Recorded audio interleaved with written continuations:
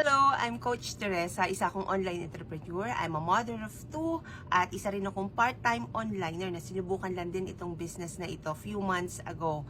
Alam mo ba, kung ikaw ay 10 years, 15 years, or 20 years ka na sa trabaho mo pero wala ka pa ring matatag na income at wala ka man lang naitabi para sa hospitalization or sa mga emergency, why not subukan mo itong online business na tinatawag namin copy-paste. Yes, copy-paste kasi magka-copy and paste ka ng mga scripts and mga marketing tools na pwede mong gamitin sa pag-online at para ma-maximize mo yung mga social media accounts mo. Diba, naglo-load ka lang din naman araw-araw, why not gamitin mo yan at pagkakitaan mo naman ang pag-online mo. Ano ang mga requirements? Well, kailangan mo meron kang gadget or cellphone na pwede mong gamitin sa pag-online. Meron kang stable na internet connection, mapa-data yan or wifi as long as stable. And also, meron ka dapat account ID kasi kayaan papasok ang lahat ng transactions dito sa business at magkakaroon ka ng sarili mong username and password.